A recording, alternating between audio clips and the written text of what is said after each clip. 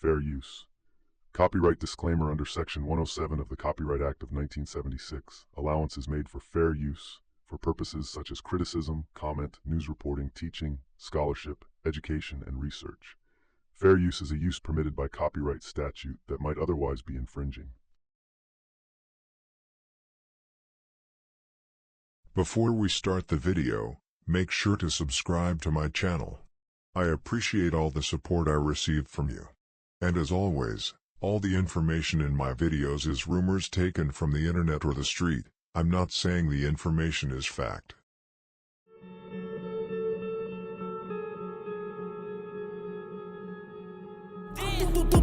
Pick your mans up. And just because people used to come through shooting us every day. And this block, words can't even explain. Can't even explain. Yeah, man. Lil Scoom Belly 05 way on money. Young Money, man. They in the building. 600 boy LA, man. LA Capone, man. Get it to him, man. OC2 boys, man. Team Number 9, man. Number 9 shooter, you hear me? Hey, bitch, you little bitch. Yeah. What the fuck is wrong with you? Hey, I am Brick Squad. Yeah, Brick Squad, what the fuck is you talking about, bro? You have to be willing to die or go to jail for 100 years if that's the lane that you're stepping in. You have to understand that whether you 15, 16, you got to think like a man. You know what I'm saying? So don't be in it. Oh, you're not? Why does everybody say you're only 16 years old? They say what they want to say. How old How old are you? 300. The story of Lil Scoom.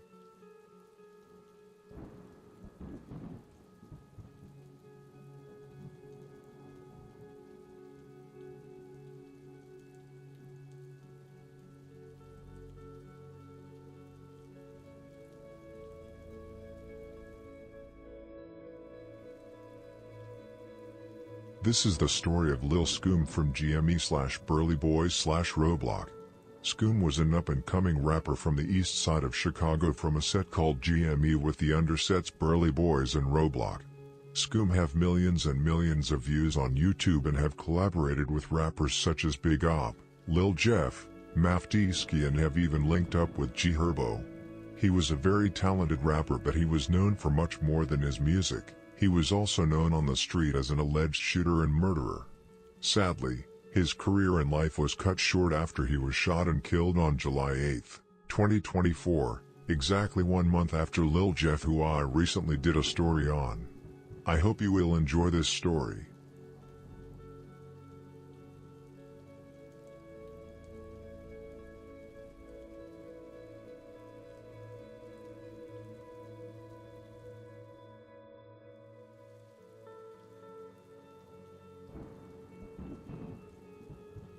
Lil Scoom, whose real name was Assyrian Hogan, was born on May 12, 2006, in Chicago, Illinois. Lil Scoom grew up on the 87th, 89th and Burley in the Germano Millgate apartment projects. These apartments are located on Chicago's east/south side. Depending on who you ask, you could call it the southeast side area of Chicago. The territory is called GME, RoeBlock and BurleyBoyz, which are all the same gang under GME. We will talk more about the history of GME later in the video. Lil Scoom grew up in a two-parent household, at least in the beginning. He had his father, his mother, 2 sisters and 3 brothers. In an interview with DJU-TV, he explained that his father was present in his early life but later disappeared for reasons that Lil Scoom did not want to explain in the interview. One of Lil Scoom's 3 brothers goes by the name Turtle and is also affiliated with the BurleyBoyz. Turtle, a gang member and rapper, releases music under the alias Turtle89. The 89 in his name holds special significance, referencing 89th Street and Burley, and it's the same number Lil Scoom used in his name. Lil Scoom is the middle child in the family. One of Scoom's sisters, Dottie, is the girlfriend of FBG Buddha from STL/EBT.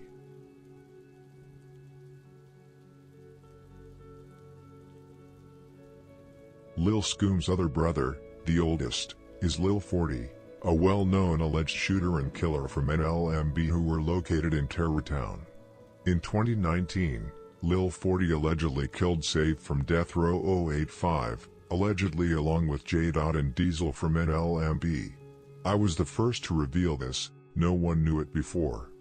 Previously everyone thought it was the Latin Kings or Wacko Earl due to the fact that Arrow and Fat Lord from Death Row shot and killed an innocent man in Latin Kings territory. The man they killed, named Eric, was a licensed concealed carry holder and he managed to kill Arrow in the middle of getting shot himself.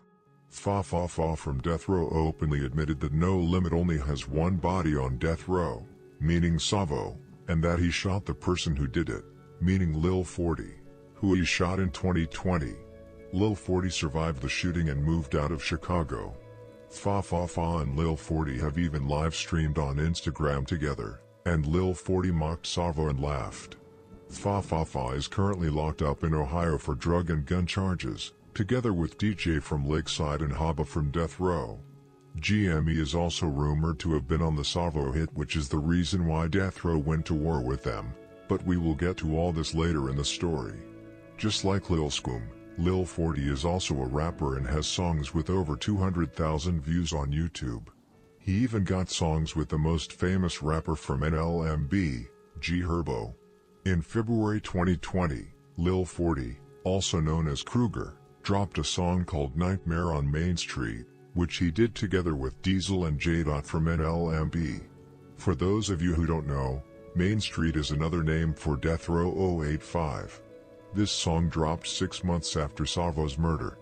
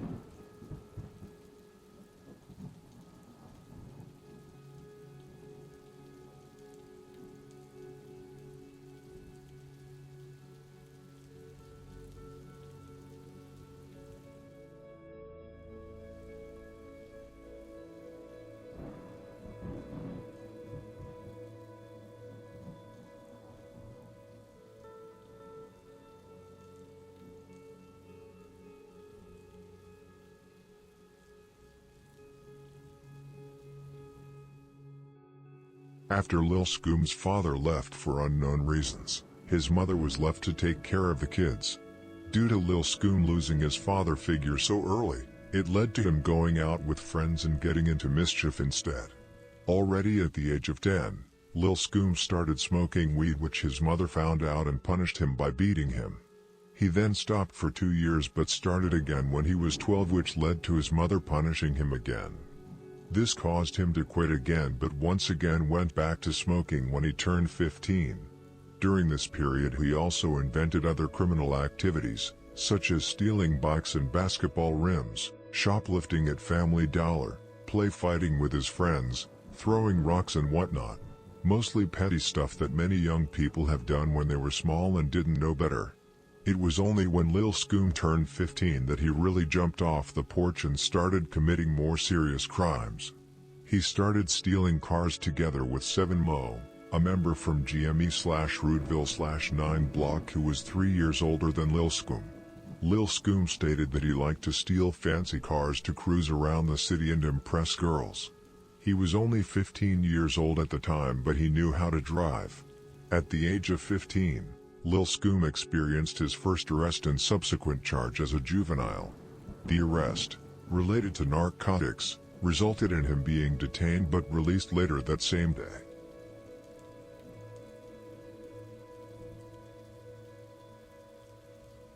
Before we delve more into the story of Lil Scoom, I want to talk about GME, their history, members, allies, and enemies.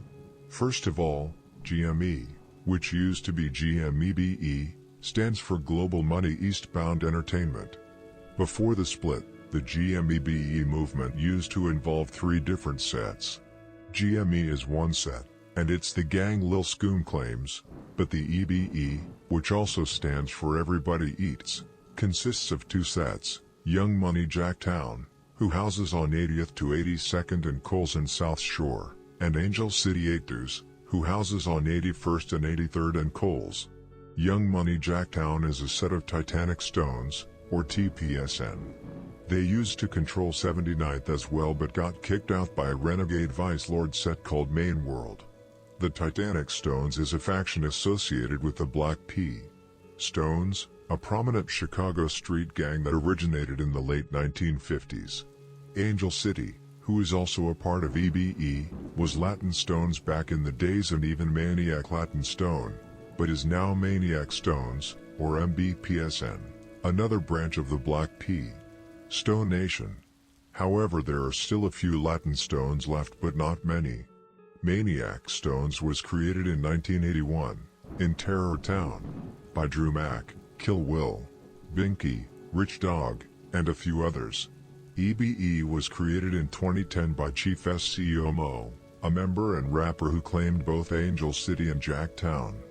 SCO was unfortunately killed on September 9, 2013, allegedly by SMV GMB.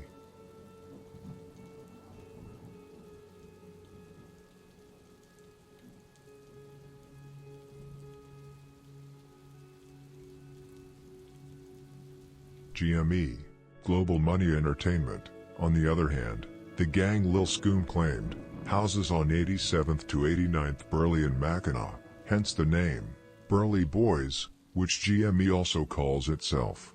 In the beginning, before the name GME was created, it was called South Sea, South Coles. South Sea has been active for a long time. For example, they created Jamar World when they together with Outlaw City killed Jamar from 035 Lawless in April 2010. 035 Lawless is today known as 757. Global Money Entertainment was founded by a South Sea member named Roe, whose real name was Romello Golden. Roe was known for his kind heart and was loved by many. His girlfriend, Trishawn, often shared how Roe encouraged her to sing in the music group he created, GME, as he was passionate about making music. At the time, Trishawn sang in a local church choir, which is why Roe believed she would be a great addition to the group. However, she always declined his offers. Tragically, Roe's life was cut short on June 13, 2012. That evening, Romello and Trishawn were walking together, engaged in a heartfelt conversation about music. After walking for a long while, they were just 6 blocks away from Trishawn's home when they encountered someone unexpected, Keon, a childhood friend of Roe's, along with one other companion. Keon and his friend approached slowly, greeting Roe with a handshake and asking, "What you on?" Roe calmly replied, "I'm cool." In an instant, Keon pulled a semi-automatic weapon from his coat. Acting on instinct, Roe pushed Trishawn forcefully out of harm's way. In the heat of the moment, Keon fired the weapon, striking Roe 11 times, in the neck, forehead, and outer thigh. Romello Golden, only 17 years old, was rushed to John H. Strowger Hospital, where he was sadly pronounced dead.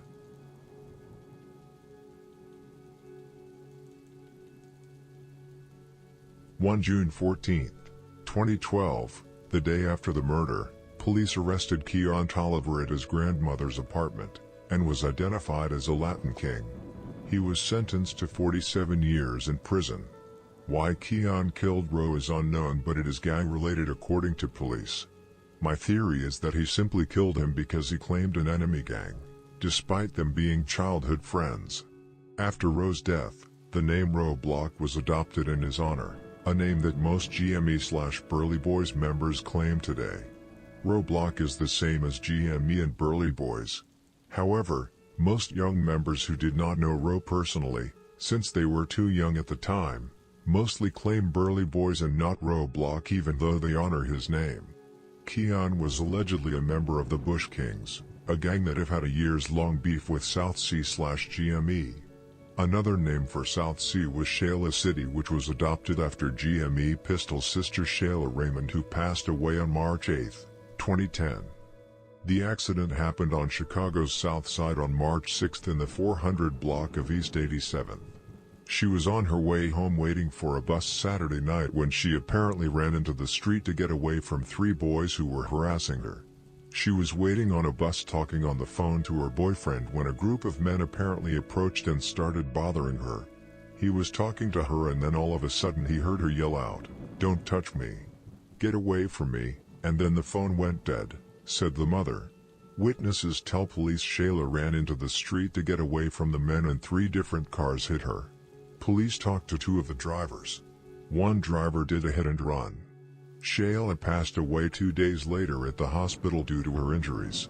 Shayla was a freshman at Bowen High School, an honor roll student. She was also a cheerleader, and was in the ROTC.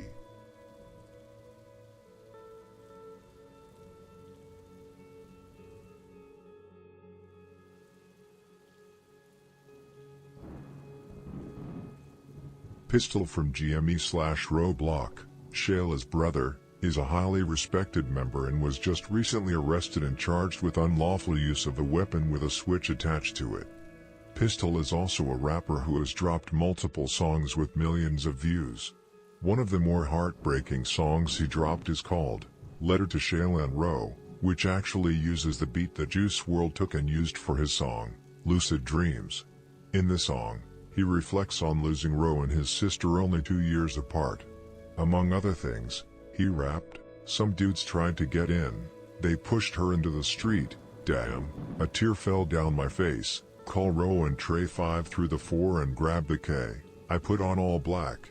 Met the guys on the block. It's time to empty this clip. I'm still thinking this a dream. I'm still thinking about the soldier they hit. But Shayla baby rest in peace. Girl, you know you are missed." Pistol was obviously out for revenge and was eager to catch the people who had harassed his sister and caused her to run into the street. Pistol is actually a criminally underrated rapper with great lyrics and storytelling. For example, in the song we just talked about, he also rapped, "Keeping my head above water even though I'm from the sea."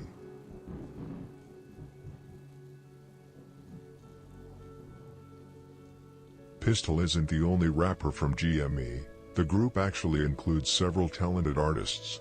Some notable members are JP Armani, GME Allo, Lil Chief Dinero, who is a cousin of LA Capone, Chief Kiddo, Murda, and the widely discussed EBE Bandz. JP Armani and Lil Chief Dinero are best known for their hit song With the Shits, a collaboration they did with LA Capone. The music video for the track has garnered an impressive 13 million views to date. Another famous EBE song is "Too Much," which features JP Armani, Chief Dinero, Pistol, Murda, Allo, and Chief Kiddo, which currently has 1.8 million views on YouTube. The song uses the same beat as NCD's song, "Bail Out," featuring Rondo No. 9. The crazy part is that every rapper in GME is actually very talented in their group, which is of course split up now, wasn't as very slept on. I highly recommend you check out their archive of songs, all of which have hundreds of thousands of views on YouTube.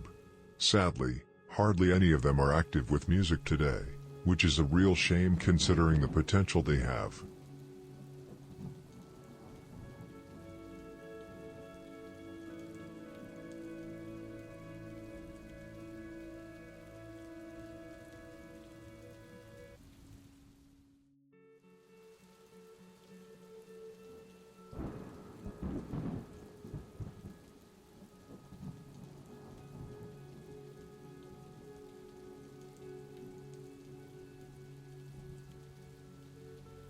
Of course, I can't make this video without mentioning EBE Bandz, the white gang member and rapper who was a member of GME.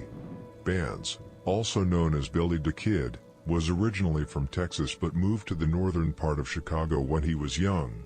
He first lived in the northern part of Chicago but later moved to southeast Chicago.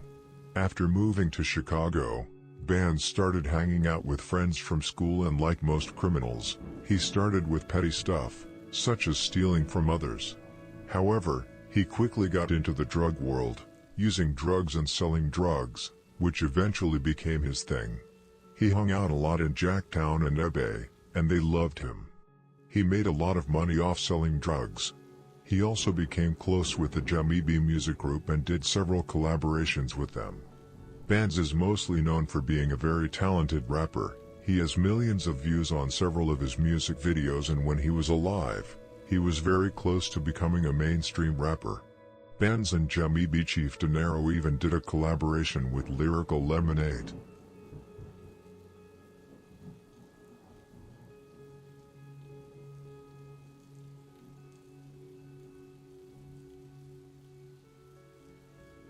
On May 25, 2019, EBE Bandz was killed in one of the horrifying ways possible.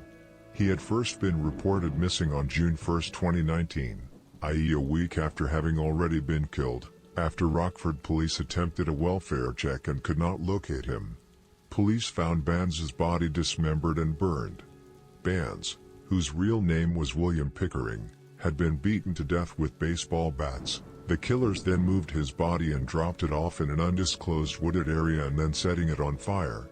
As I mentioned, Bandz was found a week later by the police. All 4 men involved in the murder were arrested and charged. Their names are William Arze, Colton Kennecker, Dakota Graff, and Manuel Ramirez. William was sentenced to life in prison. Colton was sentenced to 32 years in prison. Dakota was sentenced to 35 years in prison. Manuel was only sentenced to 180 days in prison for hiding the body. I will make a more detailed video on EBE Bandz in the future.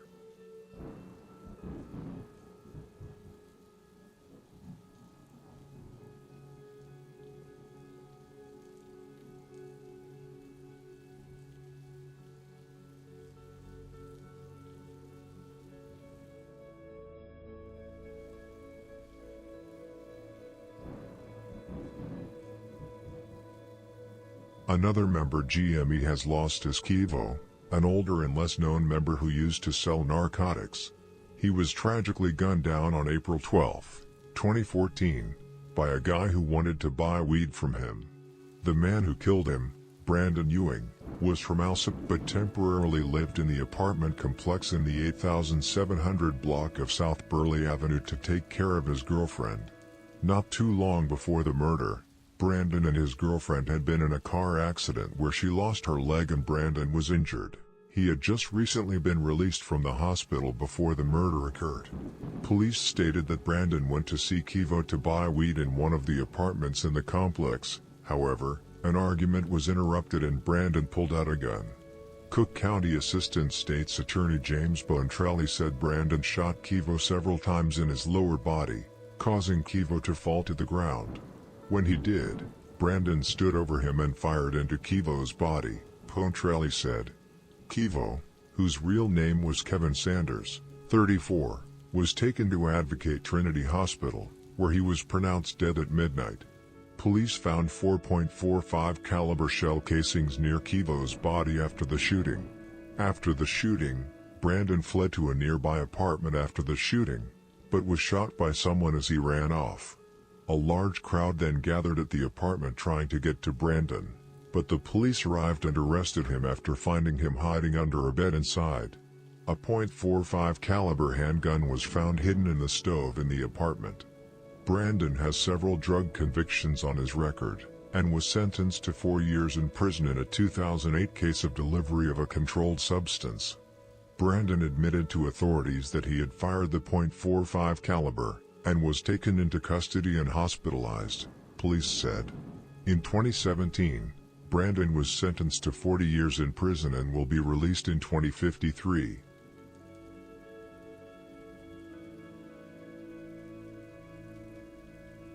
Another member the GME lost is Jip, another older and lesser-known member. He was shot and killed on January 25, 2014, by a man named Parrish Davis of the 1100 block of South Richmond Street. Parrish had been asked to leave a birthday party at a South Side bar for grabbing an employee's buttocks, returned minutes later and opened fire on unarmed customers, killing 1 man and wounding 4 others, prosecutors said. Bar security escorted Parrish, his brother and a friend out of the establishment after Parrish grabbed the buttocks of an employee and began arguing with customers.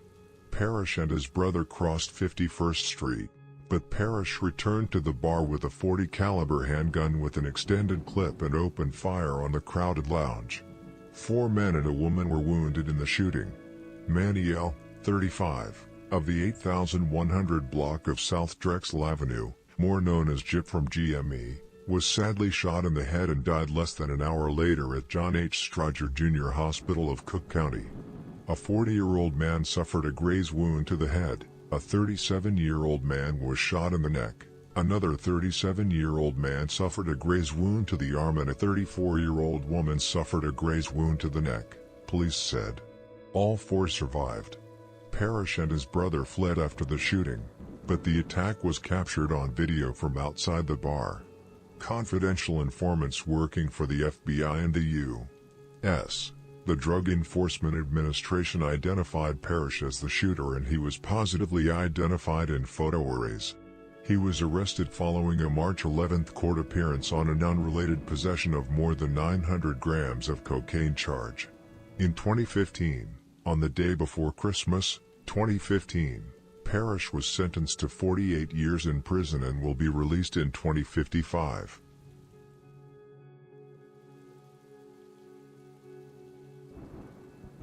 Just a few months later, GME lost another older member, 33-year-old Scotty, whose real name was DeAndre Brown. Scotty was gunned down in the 8700 block of South Houston Avenue, which is considered Ambrose territory. Scotty was shot in his leg and abdomen and was taken to Northwestern Memorial Hospital in serious condition. 2 hours later, he was tragically pronounced dead. Those allegedly behind the murder are Death Row 085, a gang whose territory borders Ambrose where Scotty was shot.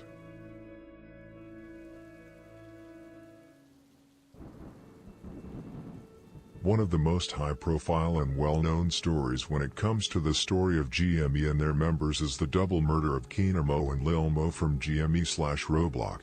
Lil Mo and Keena Mo were 2 very beloved members from GME/RoeBlock, and Keena Mo was an actual member, despite being a girl.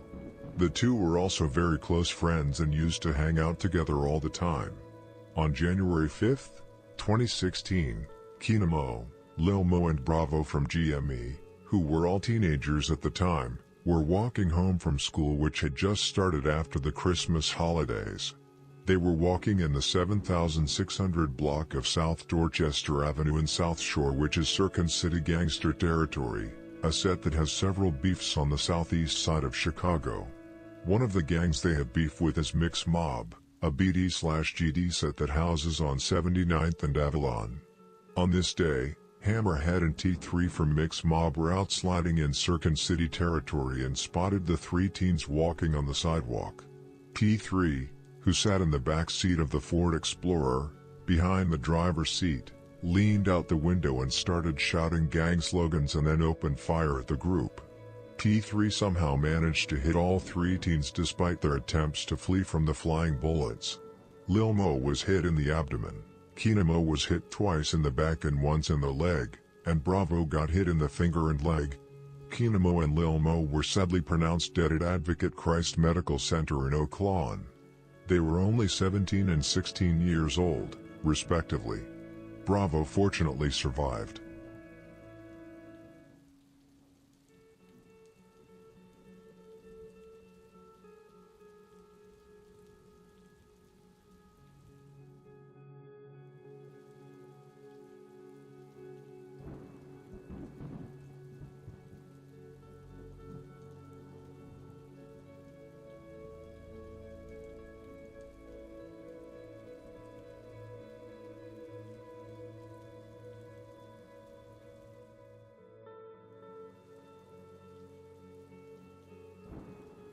After the murder, Bravo from GME, who was shot in the finger and leg but survived, cooperated with the police and identified D3 in a photo array, an employee at a nearby BP gas station, where surveillance video captured the green Ford Explorer at business minutes before the shooting, also identified D3 for the police. Video footage also shows the Ford turning onto Dorchester Avenue from 76th Street towards the victims. 6. 380 caliber shell casings and 2 fired bullets were recovered from the scene. The Ford Explorer was recovered by the police a day after the shooting. Inside, a .380 caliber shell casing that matched the shell casings from the scene was found on the windshield. The back of the SUV also tested positive for gunshot residue. Due to T3 getting identified as the shooter, he was arrested and charged with double homicide and attempted murder on January 12, 2016.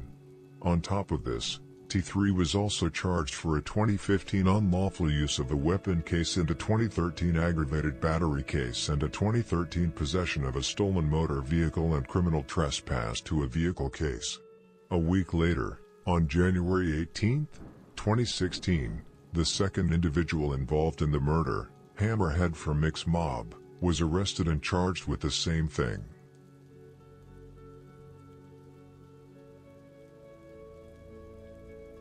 In July 2024, T3 was sentenced to 20 years in prison, however, not for the murders, because he beat it, but for aggravated battery/discharge of firearm. He will be released in 2032.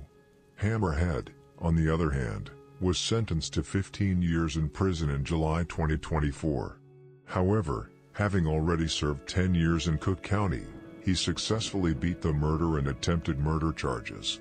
As a result, he was released without serving additional time and regained his freedom on July 10, 2024.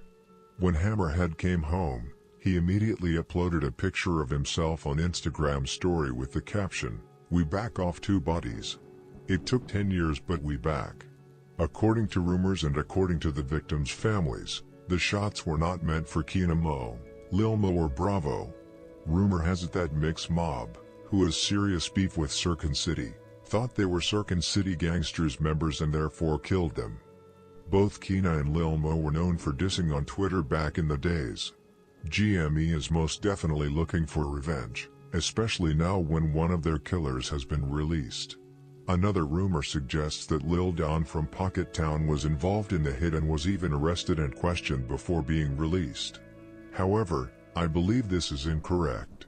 I think the rumor originated from the fact that T3 was previously known as Lil Don, leading to confusion and the mistaken belief that it was Lil Don from Pocket Town.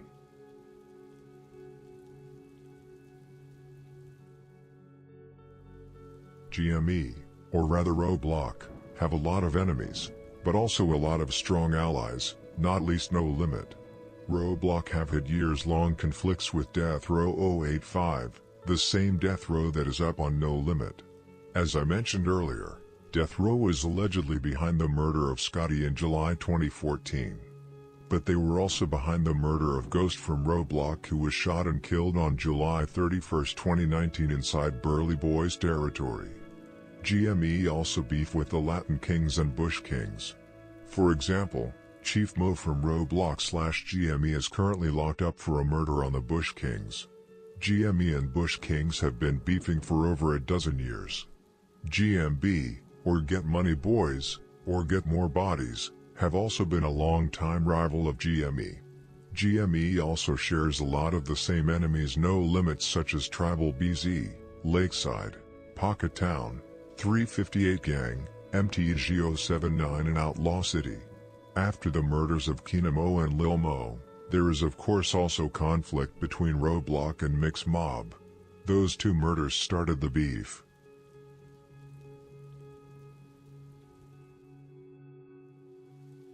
Among GME, RoeBlock's allies, we find the well-known gang No Limit. No Limit and GME/RoeBlock have maintained good relations in the past 20 years, sometimes more and sometimes less, but always good. Now, for example, with the new generations from Drench Gang and BurleyBoyz, the relations are very good. They make music together, slide together, party together and make money together. There are also family connections between the gangs. Earlier we talked about Lil 40 being the big brother of Lil Scoom, but there are also a lot of cousins who are connected between the sets. Not too long ago, RoeBlock/BurleyBoyz slid with No Limit and killed Killaspook from Pocket Town. Emo and Lil B were allegedly the ones representing BurleyBoyz on the hit. Lil B was even arrested for it but was released due to lack of evidence.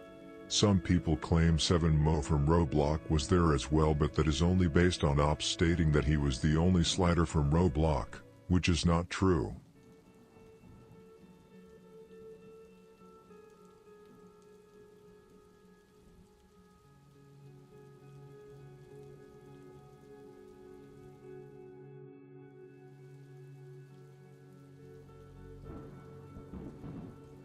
BurleyBoyz / RoeBlock are also very close with Drill City 079, a set that recently had become very famous because of Bloodhound Lil Jeff, a member of Drill City that became known for his work in the street and music. They are also very famous for their beef with Trap City, which started in 2021. Officially fractured in 2023 when Lil Jeff's cousin was killed by Trap City. The cousin in question was Bloodhound Z Money from Drill City, who was shot and killed on March 16, 2023. Z Money, whose real name was Zaire Nelson, was sitting in a parked car in mixed mob territory when another vehicle pulled up beside him, and someone inside opened fire. Z Money was rushed to the University of Chicago Medical Center, where he was pronounced dead at 22 years old. His mother, Kisha, received the heartbreaking call from Z Money's girlfriend, who was screaming in despair, telling her that he was gone. At the hospital, doctors informed Kisha that her son had arrived as a gunshot victim and was dead on arrival. When she asked how many times he had been shot, the doctor replied, "We stopped counting at 29.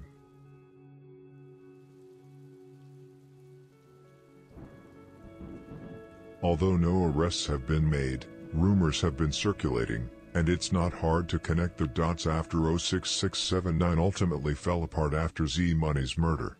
The person allegedly responsible for the killing is Lil Capantero from Trap City. Lil Cap is currently in jail for an unrelated gun charge.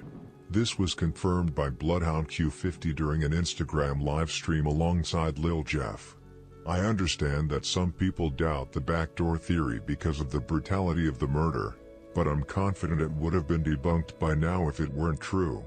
The members are just as aware of the rumors as we are. But why did Trap City backdoor Z Money?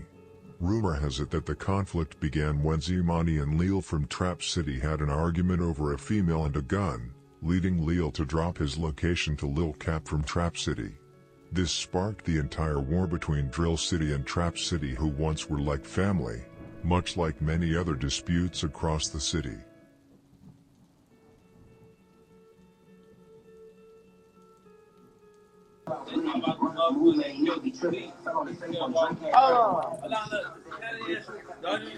The people still alive because he booked right now. The people who kill Z Money is still walking this earth. Hey, this shit ain't tied on my face for no reason. This shit ain't tied on this. Hey, jail saving his ass. Hey. However, there's more to the story that took place before Z Money's death. Specifically, the infamous incident involving the chain that Lil Jeff had taken from a Trap City member called Stock in a Bag Carter. Lil Jeff then came back to Trap City Hood and lied about the situation, saying he lost it during a high-speed pursuit with the police. However, 2 Trap City members saw through his lie and confronted him, leading to a chase where they began shooting at him. However, one of Lil Jeff's friends emerged from a car and returned fire, hitting one of the Trap City members, who fortunately survived. This incident escalated tensions significantly, and Z Money's murder solidified the rivalry, making it an on-site conflict. Members of Trap City actually talked about this incident in an interview with X-Man Rico. Carter himself also spoke about this in an interview. The death of Z Money changed Lil Jeff radically. He went from mostly making money with his homies to becoming a full-blooded psychopath in the street who was daily on the hunt and thirsty for blood. During a 4-year period, Lil Jeff would terrorize his enemies, do countless of drills and drop multiple bodies. He was ruthless and was not afraid to boast on social media about what he had done on the streets. Shortly after Z Money's murder, the situation reached a breaking point for Lil Jeff when Q50 was shot by Trap City. Q50 survived the shooting, but it was enough for Lil Jeff to lose it. According to Q50, Lil Jeff went wild after the incident and allegedly killed Lil from Trap City.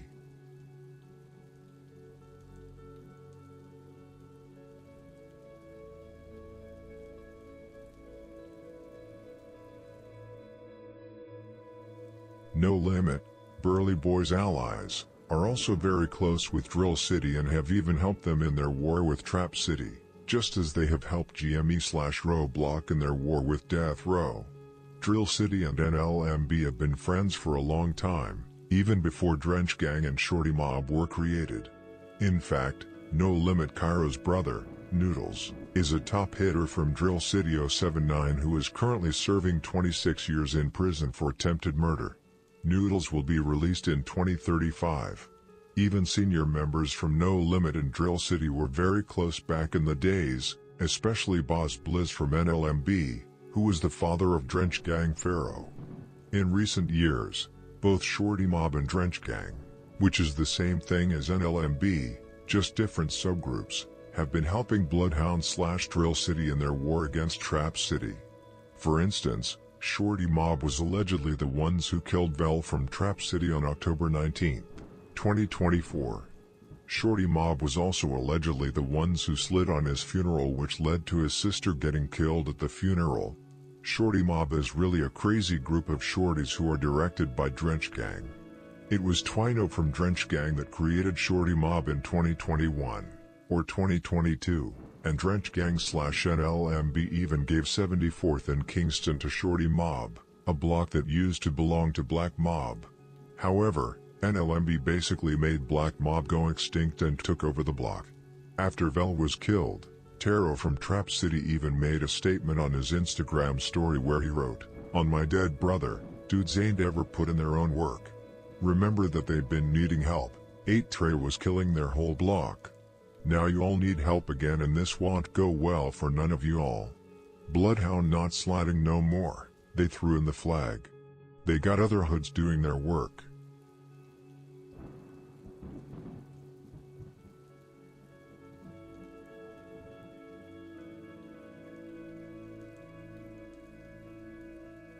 Lil Scoom was very close with multiple members from Shorty Mob such as Lil Will, Baby Splat, Lil Slide and Double R.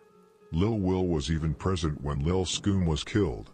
Members of Shorty Mob have frequently been featured in several of Lil Scoom's music videos, and so have members from Bloodhound/Drill City. Baby Splat in particular was very close to Lil Scoom and has put in heavy work for BurleyBoyz and Drill City. Baby Splat was allegedly involved in the murder of Vel from Trap City, which he did in revenge for the murder of Bloodhound Lil Jeff from Drill City. Baby Splat were also allegedly involved in the get back for Lil Scoom, which we will come to a little later in the story. He was also involved in the murder of Trap City Vel's sister at the funeral.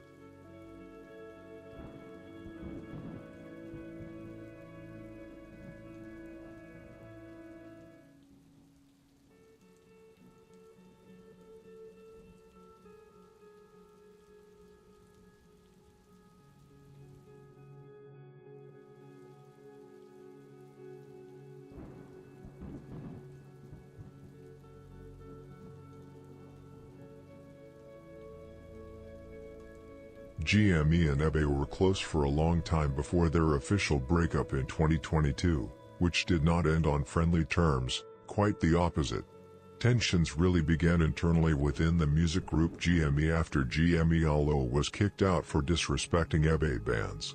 Over time, the group faced further setbacks as legal troubles dismantled it, with several members, including Pistol, Bravo, and Kiddo, ending up behind bars. However, this was just within the music group. RoeBlock, Jacktown and Angel City were still cool even though some tension arose after Alo had been mocking EBE Bandz. The beef between RoeBlock and EBE started much when new generations of gang members came up. The reason for all of this is because EBE's younger generation, ESD, which is the younger groups of Angel City and Jacktown, are very close with a set named Tootie Gang/GBG, and I mean very close. GBG stands for Get Busy Gang. However, this is a troublesome relationship since Drench Gang, an elite group of killers and shooters from NLMB, and the young generation of No Limit, Shorty Mob, are beefing heavily with Hootie Gang/GBG. And guess who chose No Limit's side in the beef? The answer is of course, RoeBlock/BurleyBoyz. This is the reason why Lil Scoom always hung out with Drench Gang and Shorty Mob.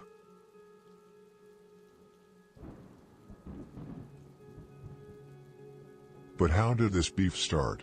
Well, it basically started in 2014 when NLMB killed Aliski from Ket Gang on the 1st of June. Ket Gang was the name of a set before the name Hootie Gang was adopted in late January 2018, after their member Hootie was shot and killed. Ket Gang is a reference to their main street, Marquette. Aliski and Hootie have two things in common. They both claimed Ket Gang, but they also claimed a second gang, 358 Gang, a set that was, and still are, beefing heavily with NLMB. That is the reason why No Limit killed Aliski in 2014. And this is also the reason why Ket Gang, or Hootie Gang as it's called now, hates No Limit. However, the beef with Hootie Gang was not very hot. No Limit never cared about them. They killed him because he claimed 358 Gang, not Hootie Gang. 358 Gang is a set that has long been spanked by No Limit. No Limit's beef, or rather Drench Gang and Shorty Mob's beef, took off later in 2021 and 2022 when the younger generations from both sides started to beef with each other. I still remember young Shorty Mob members DMing me on Instagram, sending videos and pictures of them fighting with Hootie Gang/GBG. I remember one DM specifically, which I got in December 2022, where a Shorty Mob member wrote, "Given like 1 to 2 months, you'll be making a video about Shorty Mob/Drench Gang and EST/Get Busy Gang."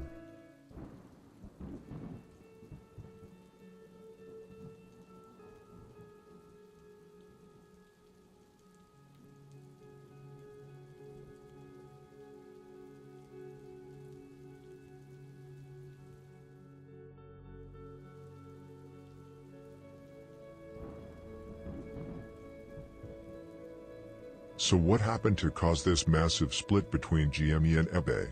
Well, a murder happened, however it was a murder neither was involved in. Lil 30, also called Lil Curtis, from Hootie Gang/GBG, was killed on October 11, 2022. Hours before the murder, Lil 30 had robbed Lil O from Drench Gang and taken his gun, a very nice pistol, a camouflaged Glock with a drum magazine. After he took it, he gave it to Rigga from 358 Gang, who were very close with Hootie Gang, as I mentioned. Rigga then uploaded a story on Instagram with the pistol along with the caption, "Tell Drench Gang Lil O to get his pipe pack." This made Lil O furious, because only a few hours later, Lil Curtis was found shot and killed in Mona Gang's hood, a set that is allies of No Limit. Lil O had either followed him there to kill him, or it was Mona Gang that had seen him and given away his location. After Lil O allegedly killed him, he hopped on a bus, of course filled with cameras, wearing a bright white jacket. Police could not identify his face, but in an Instagram story uploaded by Drench Gang Varu a day before the incident, you could see Lil O wearing the same jacket. Lil 30 was only 17 years old when his life tragically ended, and his name was mocked heavily on the internet, and Drench Gang got even more feared than they were before. They had gotten back within hours, which sent a clear message to Hootie Gang and 358 Gang not to beef with them. I also believe Lil O was pressured by the rest of the gang to do something quick. Somebody taking your gun and parading it on social media is not acceptable within the gang culture.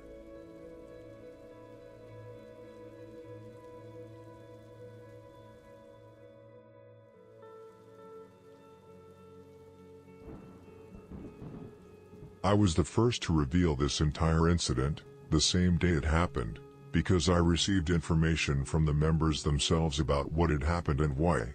Another thing I was also the first to reveal is that just a week later, Lil O was arrested and charged with first-degree murder, not the murder of Lil 30, but of an innocent man called Smock who was shot and killed on October 21, 2022, while sitting in his car with his girlfriend. The murder was a mistake. It happened during a shootout between Drench Gang members and 358 Gang. Lil O is still locked up for this murder.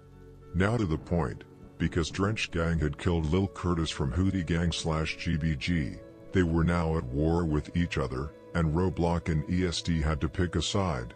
EST of course chose Hootie Gang/GBG's side in the conflict due to their good relationship with each other. RoeBlock/BurleyBoyz, however, chose Drench Gang and Shorty Mob's side due to their good friendship, but also because No Limit was close with Drill City. Lil Scoom, Pharaoh and Lil Jeff also had the rap collaborations going. It was an obvious choice for them considering they were already friends. This led to the official split between GME and EBE because the young generation is now the ones doing the killing, and the ones doing the killing are in charge. EBE's young generation, ESD, is now teamed up with Nitty Gang / GBG, and GME's young generation, BurleyBoyz, is teamed up with Drench Gang, Shorty Mob, Bloodhound and a couple of other smaller sets.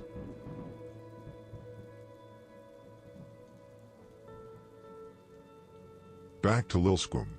Before jumping off the porch, Scoom was a talented AAU basketball player.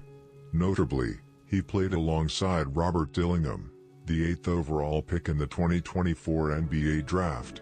Lil Scoom also played basketball at the Hyde Park Academy High School. Basketball was obviously Lil Scoom's biggest passion during his childhood and teenage years, but once he dropped out of high school at the age of 18, in 2024, and went deeper into the street, he stopped playing.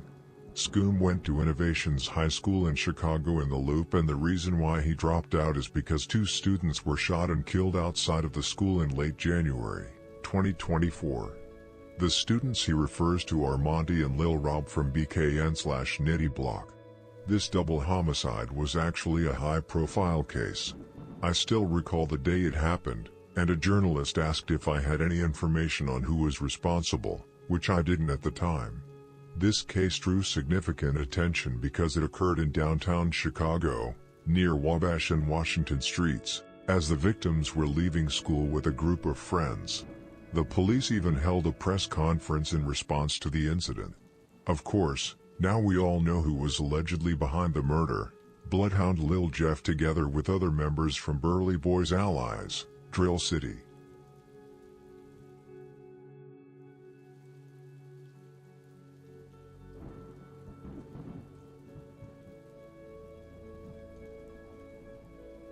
Monty, also called Drench, and Lil Rob were both members from BKN/Nitty Block, a set located on the west side.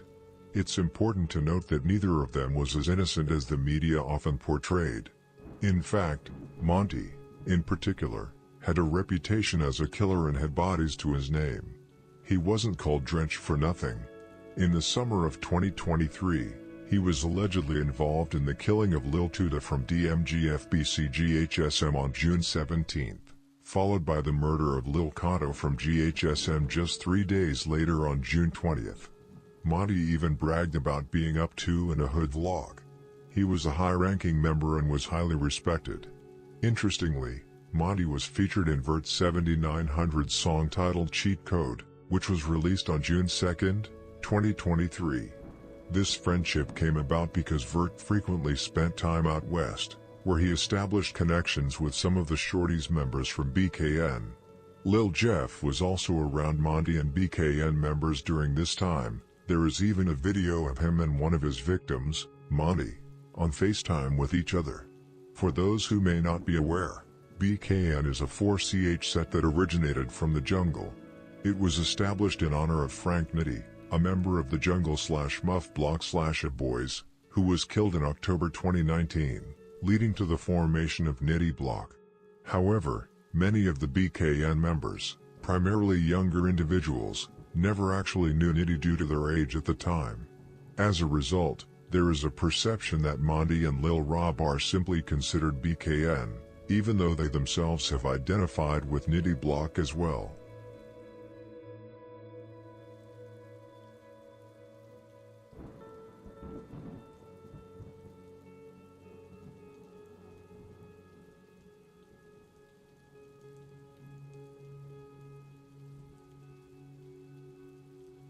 So what was it that led Lil Jeff to allegedly killing both Monty and Lil Rob in such a brutal and risky way? Well, it was because Monty had stolen watches from Lil Jeff. Some claimed Monty had robbed Lil Jeff. However, while not unlikely, I actually highly doubt it was a robbery. Lil Jeff was a full-blooded savage at this time with several bodies under his belt and kept it on him at all times, so I doubt he would let anyone rob him without somebody getting shot. Most people say Monty stole the watches from Jeff and then claim that he had robbed Jeff. And in the drill world, whether the robbery story is false or true, Jeff looked like a fool who got his watches taken from him by another gang member that later flexed with them on Instagram to ruin Jeff's reputation. According to Lil Jeff, Monty had asked him to borrow the watches for a pic but then just ran out of the crib with it. The sad thing about this is that the watches were most likely fake and that Jeff probably had taken them from someone else, so it was mostly likely not his to begin with. Get Back. From BKN paraded it in a music video a couple of months back when Bloodhound and BKN went back and forth dissing each other, and other BKN members have done the same in various hood vlogs. However, the saddest thing is that two young men with their whole life in front of them died over this nonsense.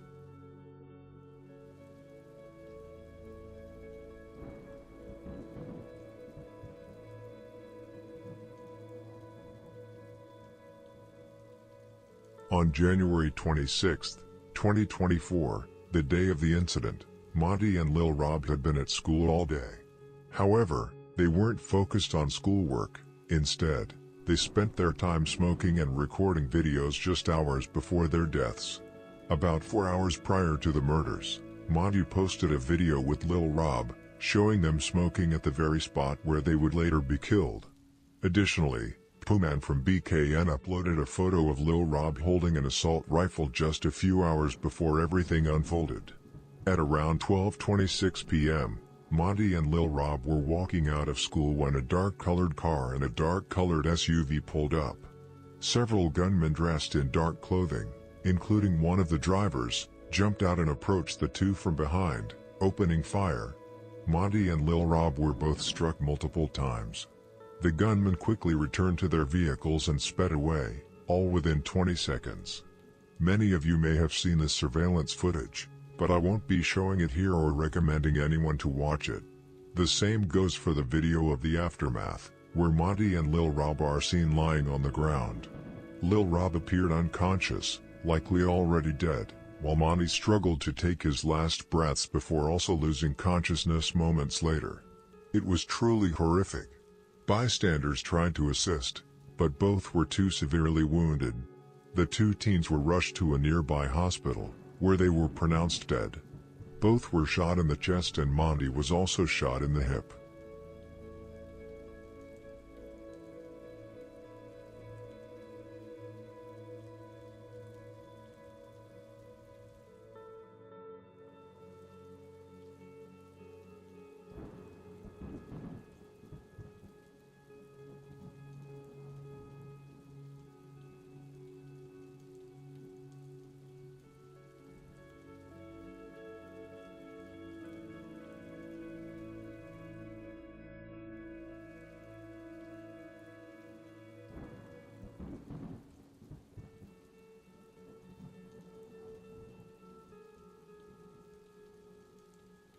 Monty, whose real name was Monterio Williams, was only 17 years old, was only 2 weeks away from celebrating his 18th birthday and, according to the family's statement, had plans to attend trade school after graduation.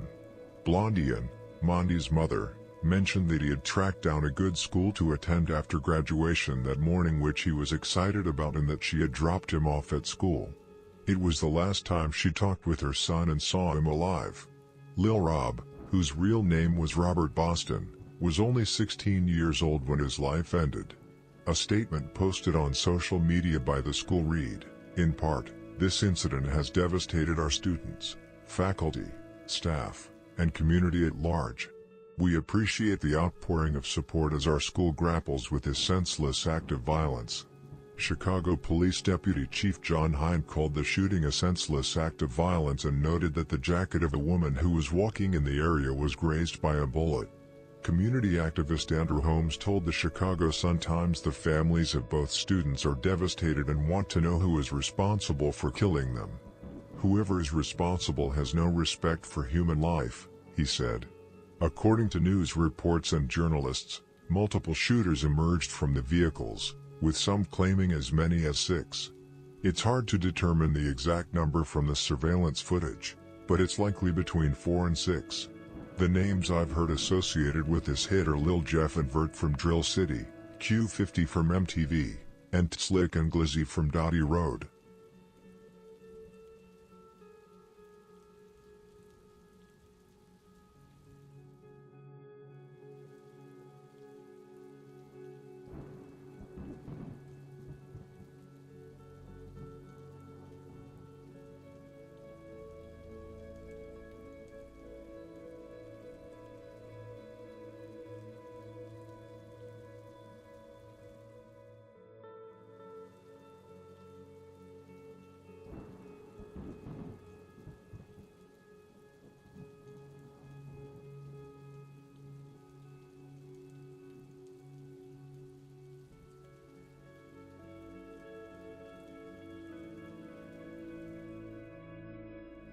The reason I bring this up is because there are rumors that Lil Scoom was involved and that he was actually the one who gave Mondi and Lil Rob's location to Drill City.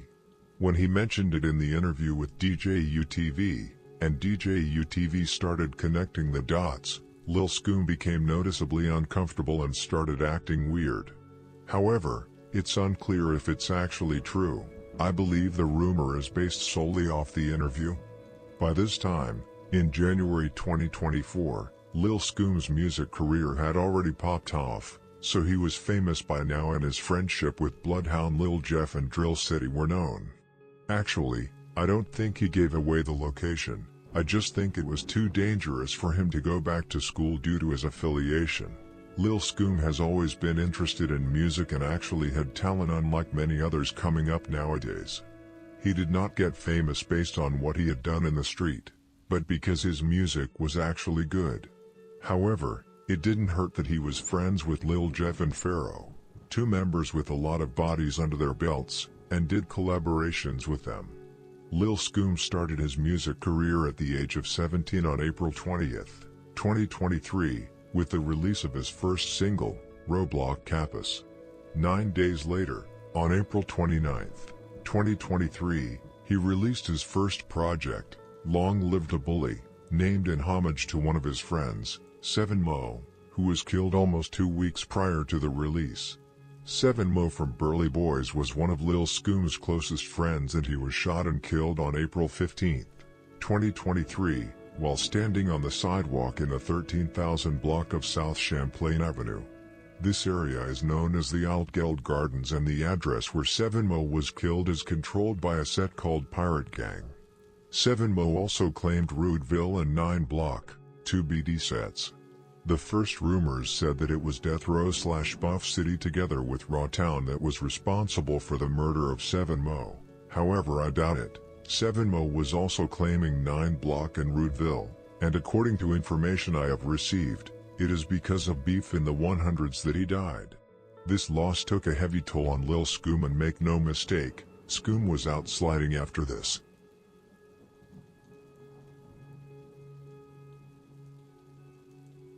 Lil Scoom did slide after 7 Mo was killed. He went on hits and shot at people. However, to my knowledge, Lil Scoom never scored on any set. He did not have any bodies. He was rumored to have been involved in the murder of 16-year-old Lil Daro from Bucks City on April 30th, 2023, just 15 days after 7 Mo was killed. However, I believe that is wrong. The alleged killer of Lil Daro fled into a building in 757 territory, which suggests that they were behind the murder. Much of the reason Lil Scoom is rumored to have been involved is because he rapped, "BJ a bish, when Daro died, I can't believe he ran on his mans." Don't get disappointed, this is a good thing, that Lil Scoom was probably not involved in any murder. I can be wrong, but I really don't think he had a body under his belt.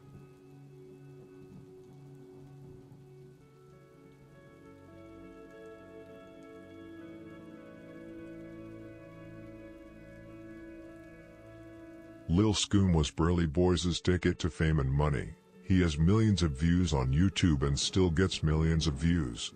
As I said before, Lil Scoom had real talent and has always had a passion for music and rap. In the intro to one of his music videos, Big Boy, which was released a few months after his death. A video of Lil Scoom as a kid at the airport was shown where he sat with his headphones and practiced rapping.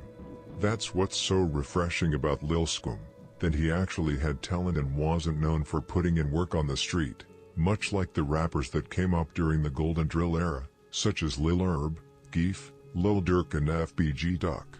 On October 13, 2023, Lil Scoom released his second project, Welcome Home Baby Blowski, which included hit songs such as Drench M.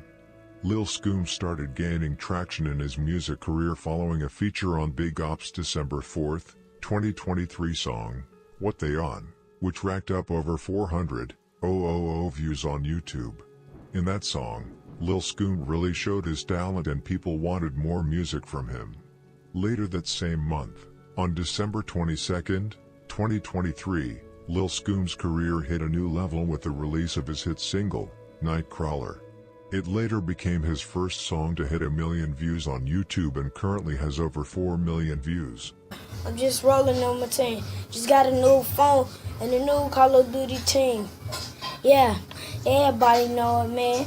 All my cousins wanna come over here. At the beginning of 2024, Lil Scoom signed with Signal Records, a sub-label of Columbia Records. With his popularity continuing throughout 2024, Lil Scoom went on to release his third project, Welcome to Buttonland on May 7, 2024, which included a feature from fellow Chicago artist Maf Deesky with the song, Scoom to City. The album also included the hit song Buttonland, which currently has 4.5 million views on YouTube. In the summer of 2024, Lil Scoom dropped one of my favorite songs by him, Running with Grave Diggers, featuring Bloodhound Lil Jeff and Big Op, which currently holds over 5 million views. The song was released on June 28, 2024, just 2 weeks after Lil Jeff had been killed. Lil Jeff had through music become one of Lil Scoom's best friends, and his death took a heavy toll on him. Lil Jeff was killed on June 8, 2024, while sliding on Trap City. He had jumped out of the car and started shooting and chasing a man up the porch to a house, but a man inside the house was ready, and shot Lil Jeff over a dozen times. Q50, Vert and T-Slick, who were also on the hit, watched their friend die in front of them. The surveillance footage captured the moment he was hit by a barrage of gunfire, reminiscent of the intense scene in Full Metal Jacket where the Vietnamese sniper is struck. The shooter that shot Lil Jeff from inside the house, using a rifle, really unleashed a powerful blast of bullets that just knocked down Jeff. In another camera angle, Q50 and Vert witnessed Lil Jeff being gunned down and then stood over. For a brief moment, they appeared stunned, lowering their weapons in disbelief. It was only seconds later that they snapped back into action and began shooting back, but by then, it was too late to save their friend. While shooting back, Q50 fell in a weird way, which nearly made him go down in spades, which twisted his knee. At first, most of us thought he had been shot, but after watching the CCTV, we could see that he just slipped on the wet asphalt and then ran, or rather limping, back towards the car.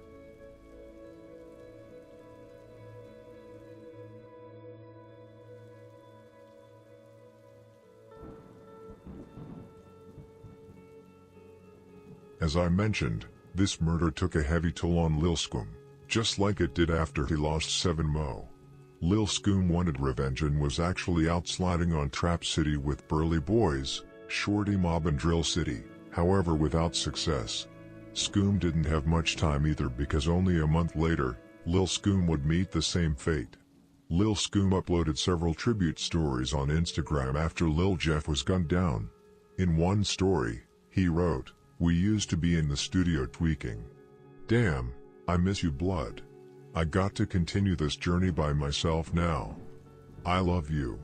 And you know what we talked about, so I may make sure I finish what me and you started."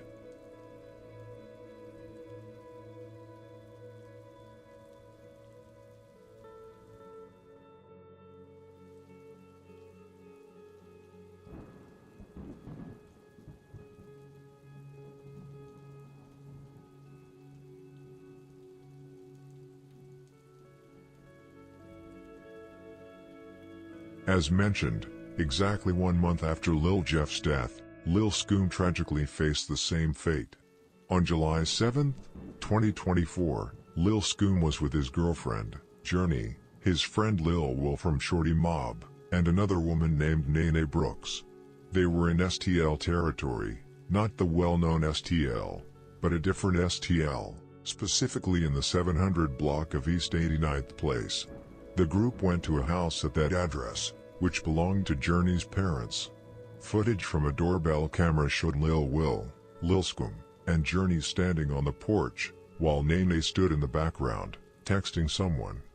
Journey was also on the phone, claiming she was trying to contact her stepdad or mother to open the house, as she did not have them herself. According to an interview she later gave with DJU-TV, she explained that her parents had stopped giving her new keys after she lost too many. Her mother was apparently at home but was busy cooking and did not hear the doorbell nor the knocking. Journey tried to call her multiple times.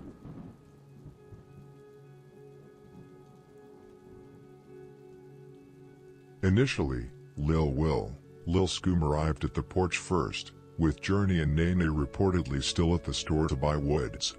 When Journey and Nene joined them, after getting a ride from Journey's stepdad, she remarked that the door was locked and she didn't have a key.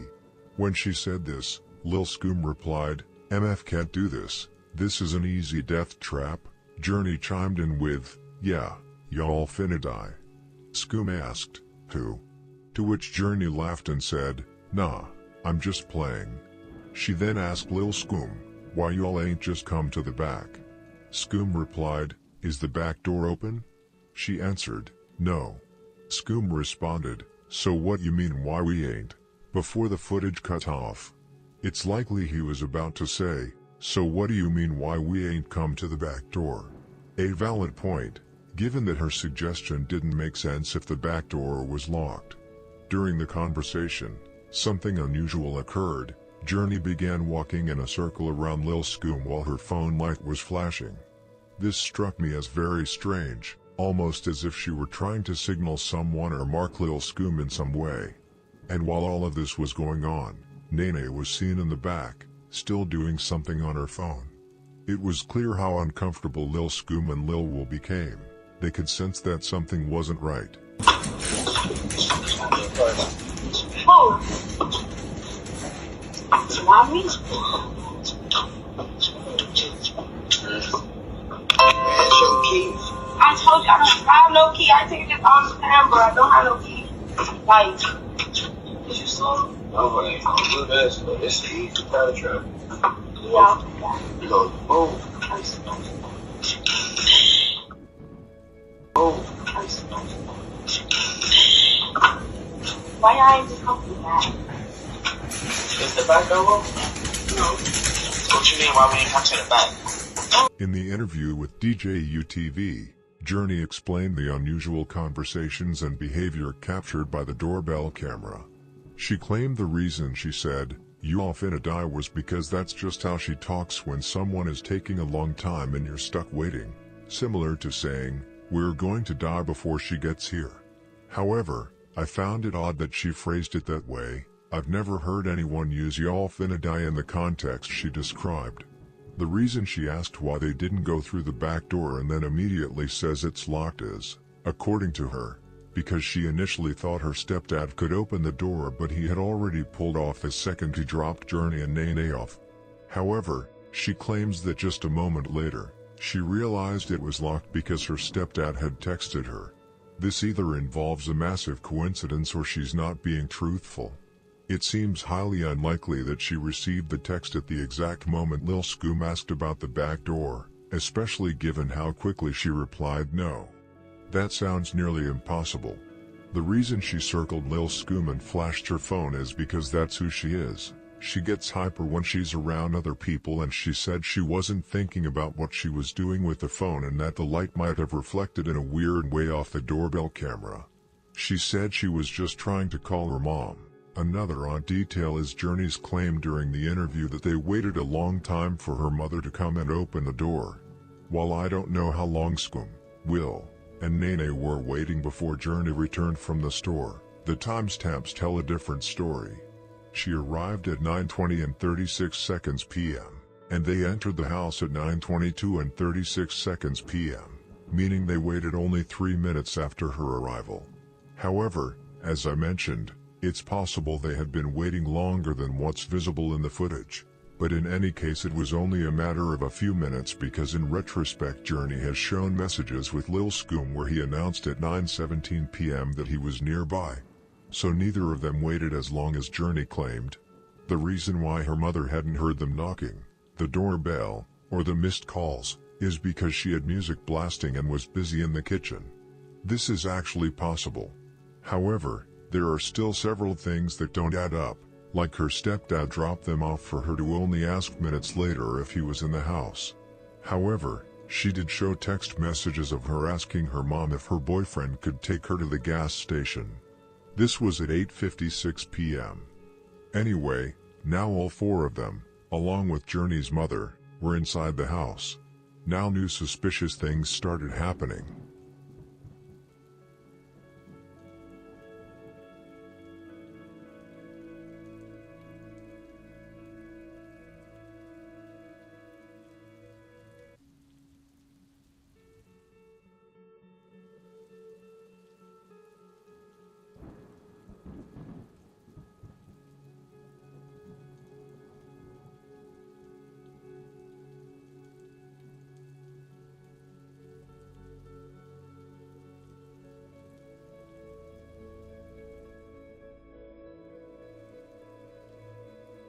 Like I said before, Journey wasn't the only one acting weird on the porch. You could also see her friend, Nene, in the back doing something on the phone. According to Journey, the main reason Lil Scoom came over was to get his hair braided. While Journey was working on his hair, Nene was acting suspiciously, frequently going back and forth to the bathroom. Journey shared text messages exchanged between her and Nene during one of these moments. At 9:49 p.m., Journey texted, "You okay?" To which Nene replied, "Yay, I guess." Journey followed up with, "Why you say I guess?" And Nene responded, "I don't even know, just don't feel like talking." After hanging out in the house for about 2 hours, Lil Scoom and Lil Will ordered an Uber to go back home. Journey followed them out while Nene stayed in Journey's room. At around 11:48 p.m., the Uber had pulled up outside the house and Lil Will was the first to walk towards the car. Lil Scoom came a few seconds after him after he kissed Journey goodbye.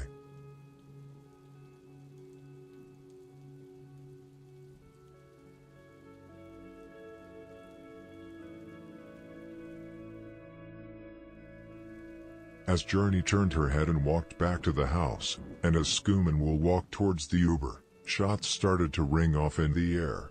Journey immediately took flight and ran inside the house to her mother. Lil Will was hit in both thighs, but he managed to run and throw himself into the Uber. Lil Scoom, however, was left behind, and was shot at least 3 times, with 2 of them striking him fatally in the chest.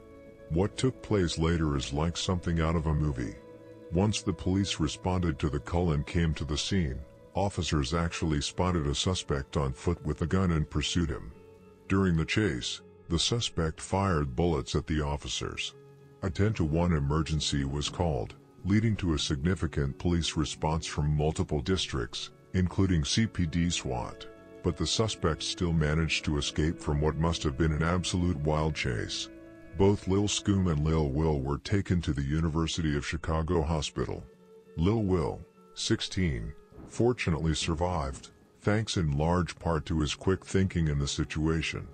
Lil Scoom, however, whose real name was Assyrian Hogan, was tragically pronounced dead at the hospital shortly after midnight, only at the age of 18. Lil Scoom is remembered as a young, passionate and talented rapper who had the future and success ahead of him. He should have been more careful about how he moved, especially around the ladies. Lil Scoom and Journey had only been dating since April 2024, only 4 months before he was killed. I'm not saying she set him up, it's impossible to know, same with Nene. There are text messages circulating on the internet where Nene supposedly confirms that she set him up, but it's no telling if those are fake or not. Journey stated in the interview that she believes Nene did it but did not want to say why, but that she received information from members that nobody else knows about. It's a very messy situation with multiple people claiming different things, and fake text messages making it difficult to know exactly what happened. It could be that both Journey and Nene were involved and later blamed each other, or that neither of them was involved. It's difficult to know. Journey and Nene had been friends since high school. They were very close, so I'm guessing Lil Scoom trusted her being around him because of Journey, which he never should have done.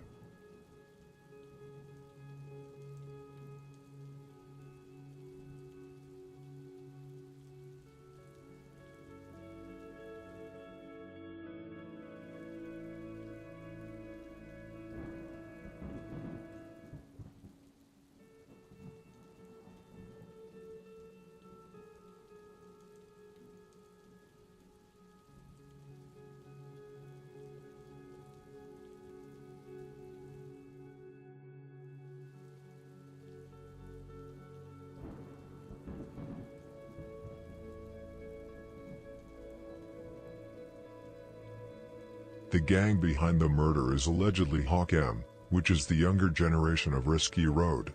There is a rumor of a member who is allegedly responsible, Turbo from Risky Road / Hawk M. However, it could very well be false. The rumor stemmed from a fan, who pretended to be a member on a fake page, writing to Turbo, trolling and mocking him. Turbo then started mocking Lil Scoom and said that Lil will tried to run but that he can't walk anymore.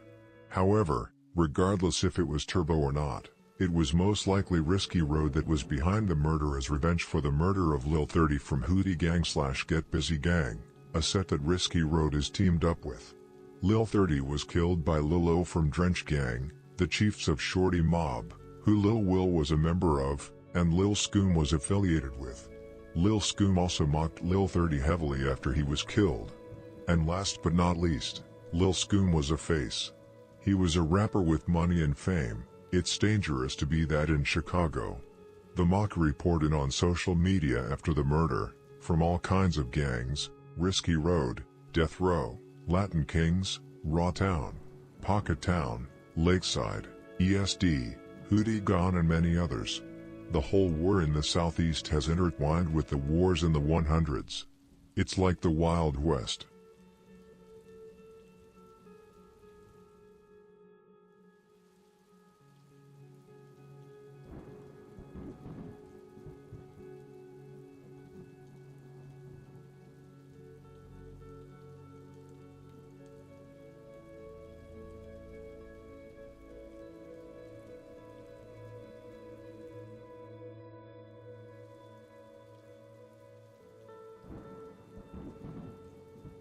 Nothing major has happened since the murder of Lil Scoom.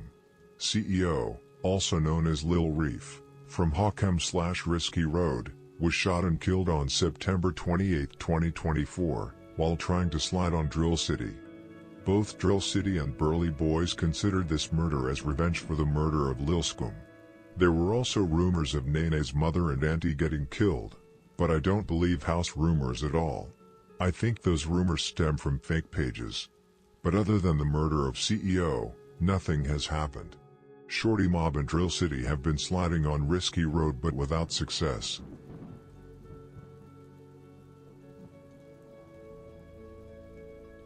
This was the end of the story of Lil Scoom from GME / RoeBlock / BurleyBoyz.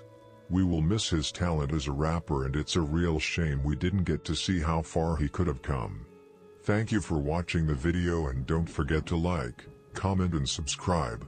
May God bless you all.